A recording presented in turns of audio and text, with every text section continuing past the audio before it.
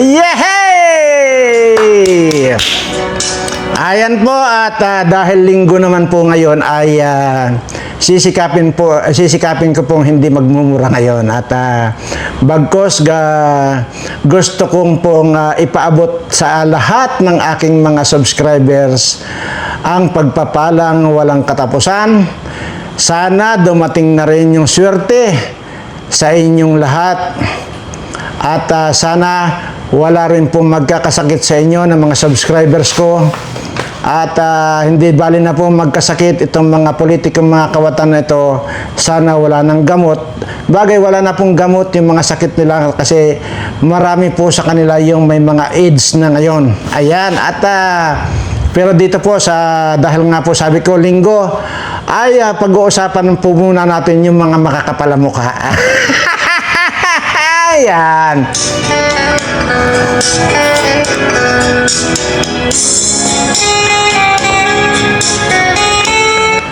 Okay.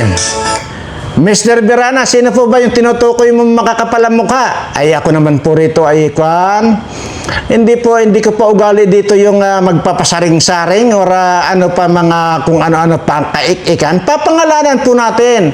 Ay isa na po dito itong attorney na Trixie Angeles na ito, makapal po mukha niyan. Ito pong si Crescent na yan, di ko alam ang apelyido niyan. Aba, isa rin pong makapal ang mukha niya. Kung gaano po kakapal ang bilbil niyan, ganun po ang kapal ng mukha niyan. Ito rin pong si Banat Bay. Ayan po. Yan po yung tumatalsik-talsik na yung laway pag nagsasalita dahil sa kabaklaan. Yan po si Banat Bay. Isa rin pong makapal ang mukha. At sabi ko nga po, linggo ngayon, sikapin po natin hindi magmumura ngayon. At gusto ko lang pong mabigyan kayo ngayon ng informasyon kung sino itong mga makakapalang mukhang ito. Unahin na natin itong si Trixie. Ay ito pa namang abogadang to. Ay alam niyo, bilib na bilib ako rito eh. Pero yung kumampi ka sa immoral na tao, kampihan mo yung patutot na binulgar ni Maharlika na pinangalan ng Alputira na yan, yung kakampihan mo yung patutot na tao, aba, hindi na ako bibilib sa iyo. Kaya, ang tawag ko na sa iyo, makapal ang mukha. Na. Kung meron man dapat akong paniwalaan sa inyo mga makakapal ang mukha, si Maharlika na. Dahil yan, one by one, ipinapaliwanag at talagang meron siyang mga testigo. Yan. Mamaya po natin na pag-usapan ito si Banat Bay. Sige, ito muna dito kay Trixie Angeles tayo. Hindi ko alam. Hindi kaya yung sinasabing 30,000 euro na ibinigay dito kay patutot na ito ay hindi kaya pag every time na mayroong ganon binibigay na ganon ay may mga pinapalipad itong patutot na ito dito sa tatlong makakapalang mukha na ito. Abay, nagtatanong lang po.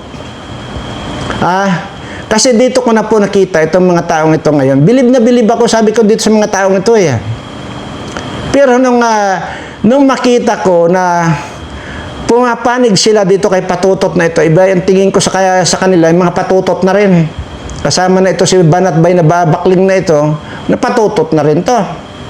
Mamaya, pag-usapan po natin yan. At yung po sinasabi niya, na mga bobo daw, yung hindi makakaintindi sa kanya, sige, hihimayin po natin yan mamaya yung mga pinagsasabi ng isang, tawag dito, patutot na yan. Ayan. Sa kakapalan ng pagmumukha nitong mga ito, gagamitin nyo, kayo ang nanggagamit kay President Duterte eh. Kayo ang nanggagamit. Mga salamat PRRD, mga ganon. Mga salamat ninyo. Yung pala, mayroon pala kayong hidden agenda. Kumo ito, nakakalapit daw itong mga taong ito dahil dito kay Patutot, nakakalapit kay President Duterte. Kung yan lang pala, ay may mga kon pa pala kayo, may mga padrino pa pala kayo, bago kayo makalapit, elitse kayo. Tapos, ang yayabang ninyo, ang kakapal ng pagmumukha ninyo. Ay samantalang, pag nandito yata kon lang si Kuan, si President Duterte dati nung 2016 yan, 2016 nung bago-bago panalo yan. Pumunta po yan dyan sa opisina ko sa Bulacan. Dahil may opisina po ako sa Bulacan. Pero hindi nyo ako makikitaan dyan ng mga magpabida-bida dyan. Kasi kayo mapanggamit kasi kayo. Kung muna kayo, akala nyo na aba ay mga litsi na kayo. Pero mga patutot naman pala kayo. Ayan. Ngayon, mapunta naman tayo dito sa kay Crisit na iyakin. Itong si Crisit na ito, nung nandyan sa Tricom na yan, ay Quadcom pa ba or Tricom? Aba, iyak ng iyak, iya makontempt dyan. Kaya naglulupo sa iyan, sa iyak. Pero kala mo, ang tapang-tapang, duwag naman yung mga yan. Tingnan niyo ang kakapal ng pagmumukha ninyo. Ayun pala, binigyan pala kayo ni Kati Binag ng pangbayad sa abogado. Ang kakapal talaga ng mukha ninyo. Mga makipira talaga itong mga kakapal ng pagmumukha.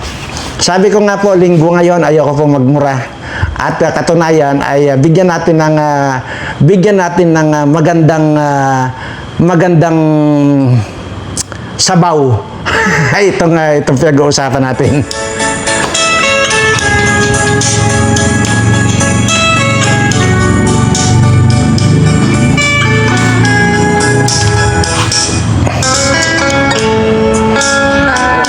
Ayan. So, yung Crisit na yan, abay kumampi rin dito sa Patutot na ito. Yung Patutot po na yan, hindi ko po alam ang pangalan, pero yan po yung nagpapanggap na nurse ni President Duterte. So, kung yan ay alam nyo na, ay di alam nyo na. Ngayon kasi hanggang ngayon, hindi ko alam ang pangalan pa niyan. May nagsasabi na Jassy Egan daw, pero hindi ko alam. Pero, basta ang alam ko, Patutot yan. Ayan, kinampihan din ni Crisit na yan. Isalin na po pala natin itong si Tio Moreno ba yan? Tio Moreno na yan, isa rin bakla. Isalin pala natin. Kasi ito makakapal na mukha si Trixie, si Crisit, si Banat Bay. Salin na natin si Tio Moreno na isa rin bakla. Kumampi rin dyan kay Patutot. Ngayon, ito na. Sige, mamaya na yung conclusion. Mamaya na yung ating tawag dito yung kabuuan or buod ng ating kwento. Dito naman tayo ngayon sa pagkatapos natin dito siyang Patutot na ito, na si Crisit na ito, dito naman tayo kay Banat Bay. Kung natatandaan nyo, kung napanood po ninyo, may sinasabi dyan si Banat Bay dyan sa kanyang vlog na ang sinasabi, ilalaban ko niya ng patayan itong Patutot na ito. Ayan. Dahil nga doon sa vlog ni Maharlika, ilalaban daw niya ng patayan. Ngayon, paano ito? Ay, ilalaban ko rin ng patayan ito si Maharlika. Paano na? Sige nga. Ay, ganun. Kung ilalaban mo ng patayan si Patutot, ilalaban ko rin ng patayan ito si Maharlika. Ay, di ano pang dahilan? Wala nang dahilan, kundi magkita na tayo. At magtali na tayo ng kadina sa parehas nating baywang para sigurado na walang matitira at siguradong isa sa atin ay dadapa. Walang kunyan, walang takbuhan ito. Magtatali tayo ng kadina sa parehong baywang natin. Yan ang kunyan. Itinatanggap ko yung hamon mo. Bakit? Mga kababayan, ganito lang yan. Kanina, kahapon na mayroon ako napanood sa kanya. Ang sinasabi niya, ano raw ba ang masama kung babaihin lahat ni President Duterte, mga babae na mga patutot na yan, total naman daw, annulled naman daw si President Duterte. Annulled daw, annulled, or legal na hiwalay sa kanyang asawa. Pansinin nyo ito mga kababayan ha. Yung sinasabi niyang bubo, ibabalik natin sa kanyang kabubuhan itong bakla na ito ha. Okay. Yung pagsasabi nito na wala daw masama kung lahat ay patusin lahat ni President Duterte kasi annulled naman daw siya, single naman daw siya. Ay kung hindi ba naman bubo talaga ito, tanga itong bakla na ito. Una, sino ba? Okay, yung nanay ni BP Sara, hiwalay na nga sila. Tama, na hiwalay nga sila dito sa nanay ni BP Sara. Ay ito ngayon si Hanilet ang kanyang kapartner ngayon. Si Hanilet ba ay basta kapartner lang? Hindi po. Dahil may anak po sila ni President Duterte. Yan nga ay si Kitty. Ngayon, sasabihin mo, anong masama? Kung babaihin lahat ni President Duterte yung mga patutot na yan, di para mo na rin isinampal yan kay Kitty. Okay, nasabihin mo yon na walang masama dahil single naman si President Duterte. Okay yan. Kung wala sanang anak. Yan yun. So, ibig sabihin, yung lagi mo sinasabi na bobo, yung mga kagaya kanigado na isa't kalahati karing hunghang, ibabalik ko lang ang kabubuhan mo. Ngayon, naglabas na ng statement si Kitty Duterte na sa Instagram niyan. Hindi ko kailangan dito magpakita ng babasahin ko. Puntahan nyo yung Instagram ni Kitty. Inilabas na niya. Kung sino ba talaga yung patutot na yan na nagpapanggap ng nurse na yan.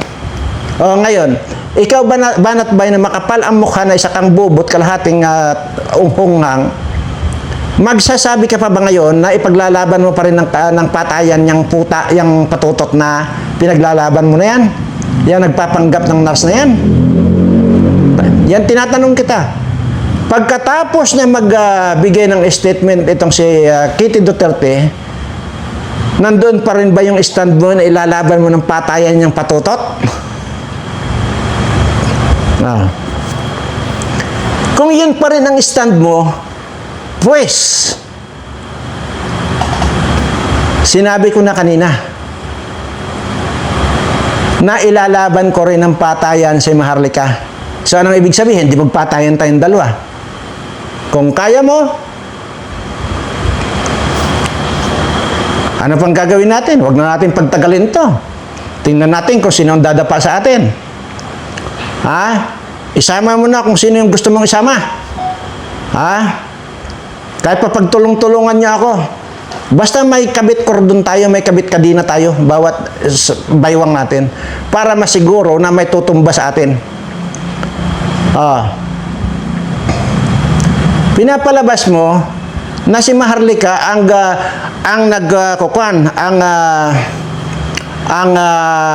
ginagamit yung mga for content lang si Maharlika.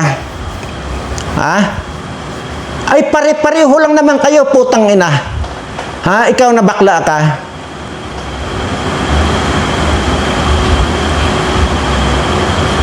Kaya nga, gumawa yan, natural, pagkakitaan ng YouTube, kagaya mo. Kagaya mo.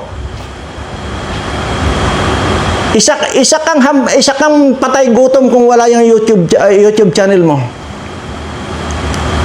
Ngayon, huwag mo akong isali na ibabalik mo sa akin na pinagkakakitaan ko rin ang YouTube ko. Dito na tayo ngayon magpipit-pitan. Paulit-ulit ko sinasabi rito, magmula noong sumahod ako rito sa YouTube channel ko. From the very start, magmula sa unang araw pa lang na pinasahod ako ng YouTube, nasa bangko yan. Alam mo yan. Inopen ko ng bangko yan. So, ibig sabihin, lahat ng kanyan, lahat ng sinasahod ko, pumapasok yan sa bangko. Ngayon, tayo ngayon ang magpustahan. Kung gusto mo. Magpakitahan tayo na ngayon ng bank account dyan sa YouTube channel mo. At YouTube channel ko. Sigurado ako, nagigil ka na, bago dumating ang 21, inaabangan mo na yung date ng 21, kasi inaabangan mo na kung magkano ang sahod mo at withdrawin mo na agad dahil pangbayad mo na agad sa utang.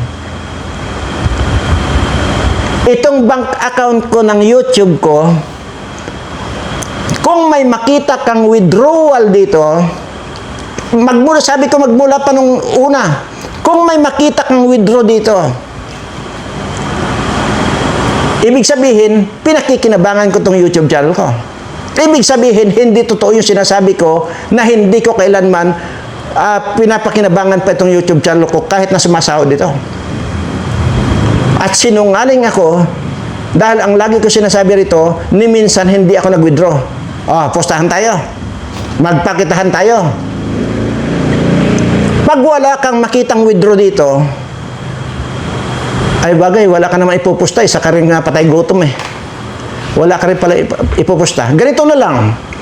Dahil patay gutom ka rin, wala ka rin lang ipupusta, latigo na lang. Magkwan tayo. Kung may makita kang kahit na isang withdraw dito sa bangko ng YouTube channel ko, kung may makita ka kahit isa lang, magpapalatigo ako sa iyo ng 1,000 latigo. 1,000 latigo, magpapalatigo ako sa iyo. Pero, kung mapatunayan ko naman sa iyo na wala ni isang withdraw itong bangko ng YouTube channel ko, ako ang maglalatigo sa iyo. Deal or no deal? Dito, lahat ng mga hamon ng mga ayoko magbura. Please. Please, Birana. Hold your breath. Yan.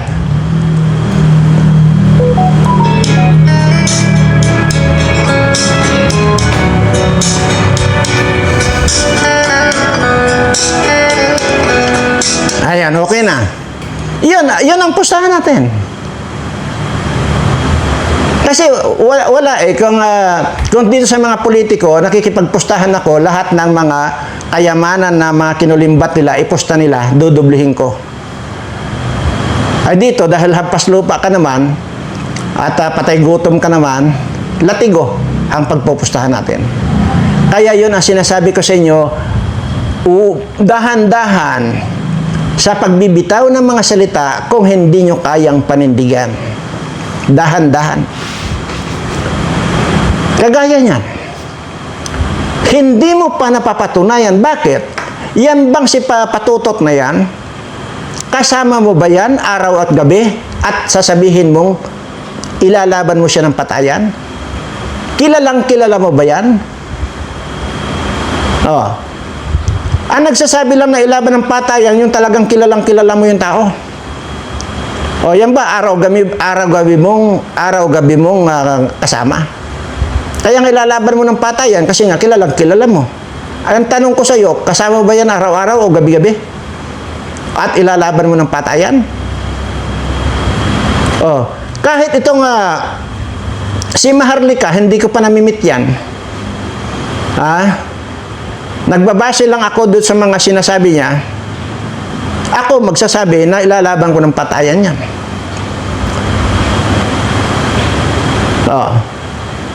Yan. Aber. Sige daw.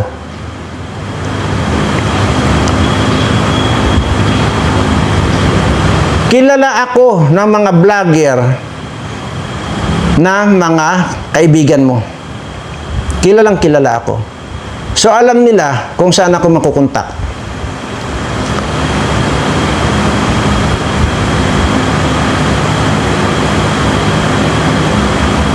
Ang kakapal kayo, sa totoo lang kayo, Trixie, ikaw,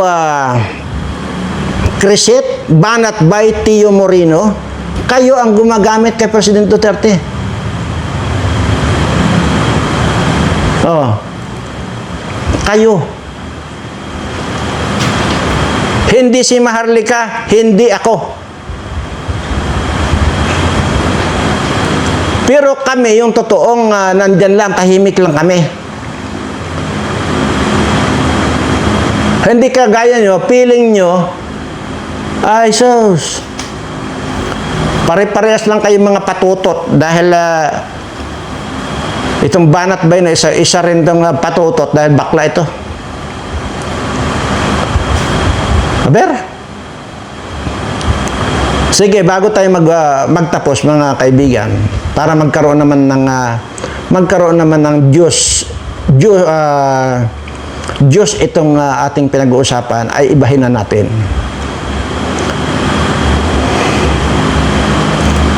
Mga kababayan, para lang po malaman ninyo na ang bilihan po ng palay ngayon, lalo na sa Nueva Ecija, Nueva Vizcaya na yan, dyan sa mga malalawak na mga palayan, ang bilihan lang po 7 pesos ang 1 kilong palay.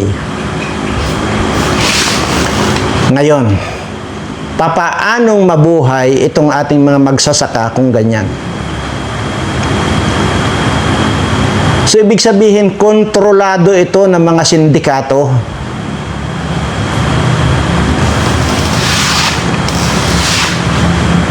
Ayaw daw bilhin ng NFA kasi wala na raw silang istakan or budiga dahil punong-puno na raw yung kanilang budiga. Puno kasi nga nag-import ng bigas. Mas tinatangkilik pa nila yung imported kasi itong mga ani ng magsasaka natin. Ang palay po ay ang isang magsasaka, dapat yan, para mabuhay ang isang magsasaka ay nasa 25 pesos per kilo. Yun ay okay na, mabubuhay na kahit papaano. Makakakain na rin yung ating mga magsasaka ng 3 bisis isang araw, pero walang ulam yun sa 25 pesos. Yan po ang computation. Pero ngayon, bibilhin ninyo ng 7 pesos ang palay dito sa mga magsasaka. Naku, ayoko magmura. Please, tata. Ayoko magmura.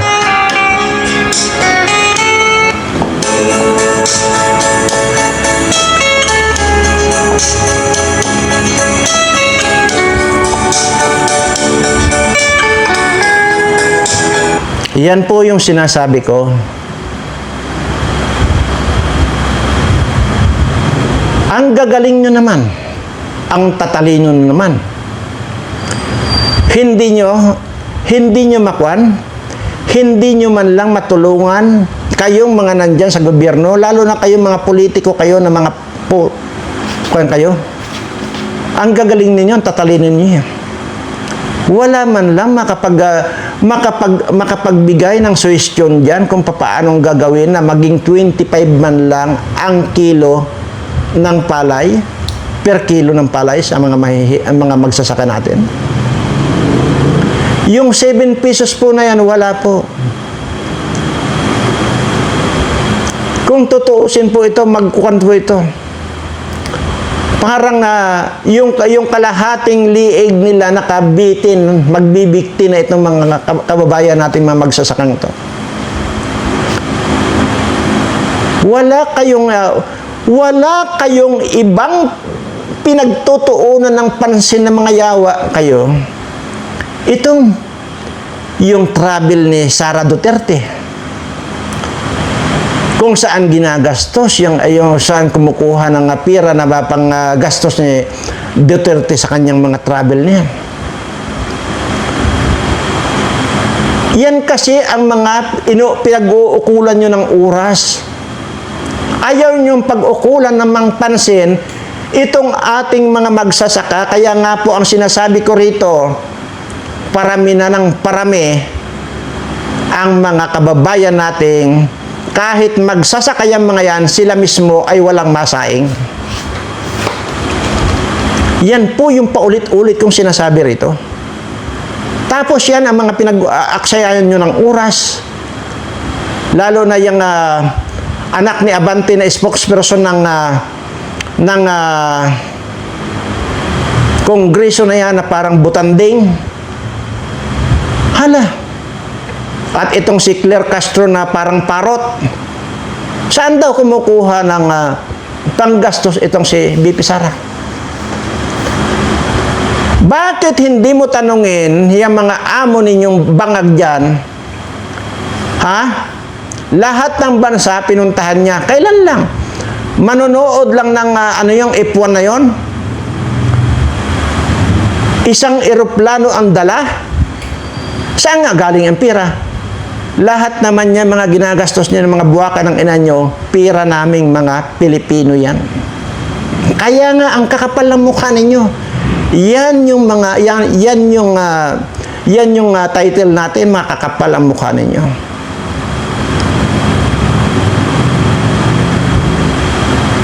Wala kayong ibang ginawa kundi ang punahin yung impeachment na wala na. Bakit? Mapapalamon ba kayo nitong impeachment na ito? Mabubusog ba itong mga mahihirap nating kababayan kung ito yung pinag-uusapan ninyong impeachment na ito? Magkakaroon ba sila ng kanin sa kanilang mga kaldero kung ang pinag-uusapan ninyo itong impeachment na ito? Putang ina ninyong lahat. Ang kakapal ng mukha ninyo. Ay, sorry po. At sinabi ko kanina na huwag na akong magmura. Binabawi ko po.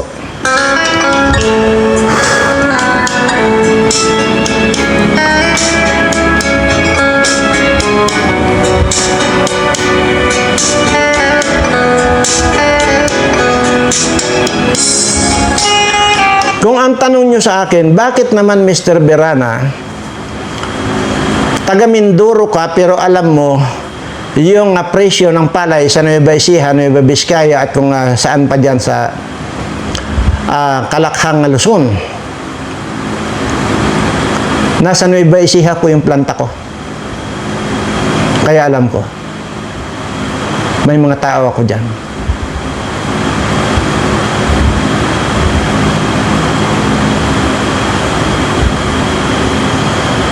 Yun ang sagot ko.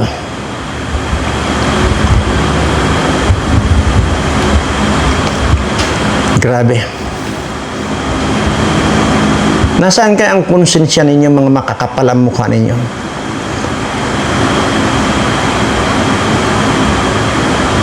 Kaya ikaw, Juan, ibalik natin dito kay Trixie, kay Crisette, at kay Banatbay, Tio Moreno na makakapal ang mukha.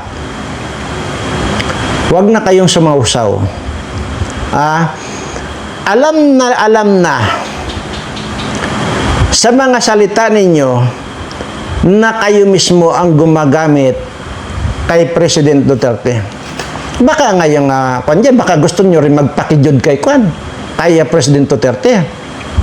O baka ikaw, Banatbay, baka gusto mo rin sumipsip sa kanyan. Ha?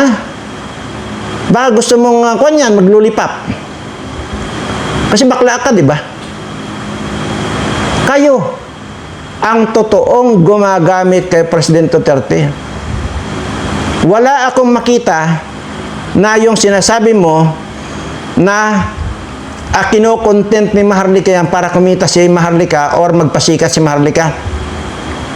Si Maharlika sikat na. Hindi mo na kailangan sabihin yan. Ay ikaw, sikat ka sa kabaklaan mo.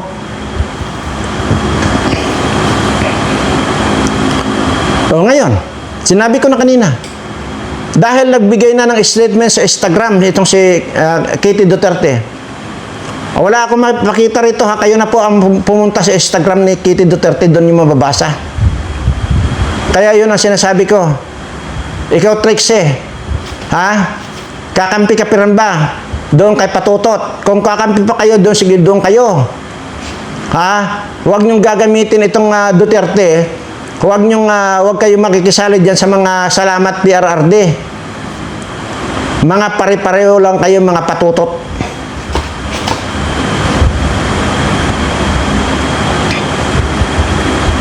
Sino pa ba yung mga sinasabi dyan, yung mga may pinakita dyan si Kwan?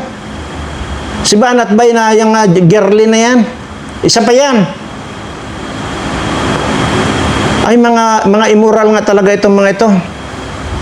So ngayon, tapos sasabihin mo na wala daw masama kasi nga, single naman daw si President Duterte. At annulled daw si President Duterte. Sabihin na natin annulled. Mayroon siyang partner na kinikilala yan na partner niya, common law wife niya, si Hanilet. Kung sana wala yan, kung wala sanang Kitty, pwede mong kanyan, pwede mong supplyan si President Duterte. Supplyan mo. Total, di ba mamasang ka? Di ba ang dami mong alagaan na mga patutot? Ha? Pwede mong supplyan si President Duterte sa mga alaga mo mga patutot. Ay, ang problema natin dito, Bakling, mayroong Kitty. So, maling-mali yung sasabihin mo na okay lang kasi annulled naman si President Duterte. Maling-mali. Ikaw ang bobo. Binabalik ko lang yung sinasabi mong bobo. Ikaw, yung numero unong bobo, numero unong kabaklaan, numero unong manggagamit, kagaya mo lang si Amy Marcos. Pare-pareho lang kayo.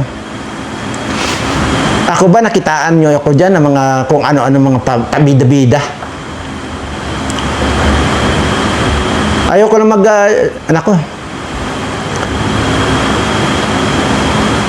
binulgar ko na ba rito yung mga pag-uusap namin yan ni President Duterte or nung pumunta dito dyan sa opisina ko sa Bulacan?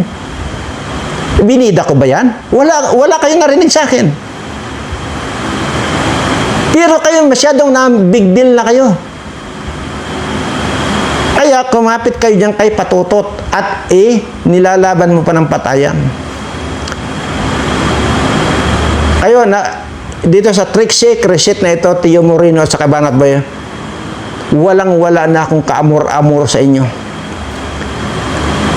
At walang-wala na akong kwan sa inyo. Ha? Tingnan mo itong si Crescit na ito na nandiyan sa Quadcom. Kung makaiyak ito, parang akala mo, ginigilitan na baboy. Ay mukhang baboy din mo talaga. Sa katawan lang, baboy na eh. So, kwan na yan, litsonin na yan eh. Hindi na yan yung mga litsonin. Masyadong marami ng taba niyan. Buha ka ng ina nyo, ayaw nyo mag-focus sa trabaho ninyo.